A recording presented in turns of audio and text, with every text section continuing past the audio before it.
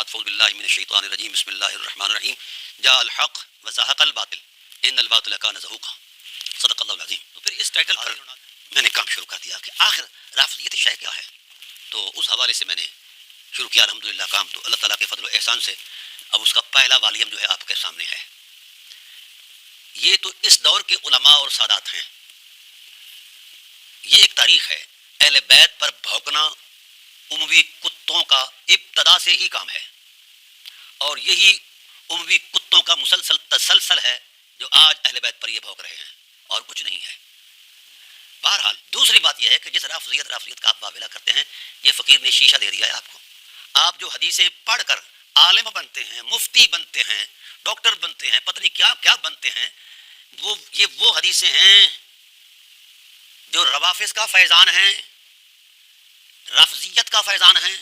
16,000 حدیثیں صرف آپ کی سیاستہ میں روافض کا فیضان ہے، غالی شیعوں کا فیضان ہے، سادہ شیعوں کا فیضان ہے. اگر رافضیت اتنی ہی پلیت ہے تو مہربان اپنی حدیثوں سے، حدیث کی کتابوں سے یہ رافضیت تو نکالے نا. یہ حدیثیں نکال دیں تو پھر آپ کی نفرت بنتی ہے. اس ظالموں وہی حدیثیں پڑھتے ہو، ان روافض کی پڑھتے ہو، اور جو رافضی نہیں ہیں ان کو رافضیت کا تانا دے کر ان کی دل آزاری کرتے ہو، سادات کو، اہل بیت کو. تمہارے اسی غلط رویے سے لوگ اہل سنت سے پلٹ کر دوسرے مذہبوں میں جا رہے ہیں. تمہاری اسی جہالت پر لوگ تنگ ہیں. بہرحال میں یہ گزارش کرتا ہوں کہ ذرا دقت نظر سے دیکھیے. آپ اپنا فتاوی رضویہ ہی دیکھ لیں. فتاوی رضویہ شریف میں 600 سے زائد مقامات پر رافضیت کا فیضان جاری ہے. آپ تو فیضان معاویہ زندہ باد کے نعرے لگا رہے تھے نا. اب آپ کی مجبوری بن جائے گا کہ آپ اپنے سٹیجوں پر کہیں گے فیضان روافض زندہ باد، فیضان روافض زندہ باد، فیضان روافض زندہ باد. اگر نہیں زندہ باد کہو گے تو آپ جھوٹے قرار پاؤ گے. اس کی وجہ یہ ہے کہ آپ نے سارا دین رافضیوں سے لیا ہے. 16,000 حدیثیں تو صرف، اور وہ بھی معمول بہا ہیں. یہ دین آپ نے روافض سے لیا ہے، شیعوں سے لیا ہے. اور آپ ہر ایک کو ایرانی ہونے کا ایجنٹ کہتے ہو، ایرانی ایجنٹ ہونے کا تانا دیتے ہو. یہ سارے محدثین ایران کے خمیر سے پیدا ہوئے ہیں. ایران کی مٹی اگر اتنی پلیت ہے تو یہ خمیر بھی تو، یہ مٹی بھی تو اسی مٹی کی حیثیت ہے نا جو ہمارے محدثین ہیں سیاستہ کے. اور اس کے علاوہ صحیح ابن حبان ہے، صحیح ابن خزیمہ ہے، وغیرہ جتنی بھی سیاق کی کتابیں ہیں. میں نے ساری کتابوں کو جمع کر کے اس کا جائزہ لے لیا ہے. کتنے لاکھ حدیثیں ہیں میری جان آپ کے ذخیرہ تفسیر میں، ذخیرہ سیرت میں، ذخیرہ حدیث میں، ذخیرہ تاریخ میں. بلکہ امام ذہبی رحمۃ اللہ تعالیٰ علیہ تو یہ کہتے ہیں کہ اگر روافض اور تشیع کو سند حدیث سے نکال دی جائے تو روئے زمین پر کسی کو حدیث رسول نہیں ملے گی. امام بخاری کے 40 کے قریب استاد اور شیوخ رافضی ہیں. رافضیوں سے دین لینا جائز ہے، حدیث لینا جائز ہے. رافضی حدیث میں قبول ہے اور مسیحت میں قبول نہیں ہے. تو کس منہ سے آپ گالی دیتے ہو ان سادات کو رافضیت کی؟ شرم کرو، حیا کرو، کچھ تو خدا کا خوف کرو. کہاں بھاگ کے جاؤ گے؟ آپ کا راستہ بند کر دیا گیا ہے الحمدللہ.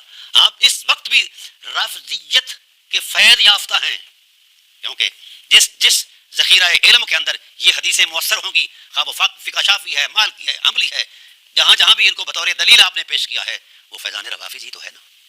اس لیے گزارش کرتا ہوں کہ اب بھی آپ کے پاس وقت ہے کہ آپ ان کی بارگاہ میں جا کر معافی تلافی کر لو، ورنہ الحمدللہ اب ان کے غلاموں نے اٹھ کر آپ کا تعاقب کرنا شروع کر دیا ہے، اور آپ کو کہیں کا نہیں چھوڑیں گے. آپ کو منہ دکھانے کے لیے جگہ نہیں ملے گی، منہ چھپانے کے لیے جگہ نہیں ملے گی.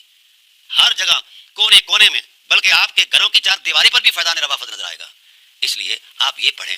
اور مجھے حیرت ہوتی ہے کہ 4,500 تو صحیح بخاری کی احادیث ایسی ہیں جو روافض شیعوں اور غالی شیعوں سے آئی ہیں. اور پھر میں عرض کر رہا ہوں، میں اس پر مکمل پروگرام کروں گا اور مختلف چینلز پر کروں گا، مختلف فورمز پر کروں گا. صرف آپ کو تنبیہ کرنا چاہتا ہوں کہ اب بھی وقت ہے، بچ جاؤ، ہم کچھ رعایت کا سوچیں گے. اور اگر آپ نہیں بچنا چاہتے تو پھر آپ کی چار دیواری پر بھی، بلکہ آپ کے جو دستاریں ہیں ان پر بھی فیضان روافض زندہ باد کے نعرے ہوں گے. یہ وقت آ رہا ہے. اس لیے وہ اتنا آگے بڑھیں جتنا آپ برداشت کر پائیں. تو آپ سے اہل سنت ہونے کا سرٹیفکیٹ لینا کوئی ضروری ہے؟ جس طرح امام خطائی نے کہا کہ سنی وہ ہوگا جس کو میں کہوں گا بھائی تیرے اوپر وحی نازل ہوئی ہے، یا کوئی ایسا الہام آیا کہ تو سنیت کا سرٹیفکیٹ دے، تیری حیثیت کیا ہے؟ ہم جانتے ہیں کہ تمہارا مبلغ علم کتنا ہے، تمہاری حیثیت علمی کیا ہے، فکر کی آلودگی کتنی ہے، یہ سب کچھ چیزیں جانتے ہیں. ہم اس طرف ذاتیات پر نہیں آنا چاہتے. ہم صرف اہل سنت کے اندر جو اس وقت افتراق انتشار کی جو صورت پیدا ہو چکی ہے اور وہ آپ کی وجہ سے ہوئی ہے، لوگ پوری اہل سنت اس وقت ڈسٹرب ہے اس حوالے سے کہ کیا ہو رہا ہے. تو آپ اگر اہل بیت کو احترام نہیں دے سکتے تو کم از کم اسٹیجوں پر گالی گلوچ تو نہ کریں. کبھی ان کو کبھی کچھ کسی کو ریچھ کہہ رہے ہیں، سفید ریچھ کہہ رہے ہیں، کسی کو بندر کہہ رہے ہیں، کسی کو کچھ. آپ نے اپنی شکل اپنے آئینے میں دیکھی ہے؟ تو میں اپنے بھائی جو مولائی ہیں، جو اہل بیت سے وابستہ ہیں، جو حسینی سنی ہیں، جو فاطمی سنی ہیں، جو صحیح سنی ہیں، ان سے گزارش کرتا ہوں کہ یہ کتاب ہر ایک سنی کے گھر ہونی چاہیے. جب بھی کوئی کوا آئے اس کوے کو یہ آئینہ دکھا دو، جس طرح ہم منڈیر پر بیٹھے ہوئے کوے کو آئینہ دکھاتے ہیں نا، سورج سے ریفلیکٹ ہو کر آئینہ وہ روشنی آتی ہے، اس کی آنکھ چبھتی ہے تو وہ کوا اڑ جاتا ہے. تو میں اپنے ہر سنی بھائی کو کہتا ہوں کہ آپ کے ہاتھ میں آئینہ ہونا چاہیے. اب اس کا پہلا ایڈیشن تو بحمد اللہ تعالیٰ ختم ہو چکا ہے، اب دوسرا چھپ رہا ہے. تو آپ مہربانی کر کے اس کو خریدیں اور گھر رکھیں. جب بھی آپ کو کوئی کوا ستانے آئے تو یہ شیشہ سامنے کر دیں، ان کووں کی مت سیدھی ہو جائے گی.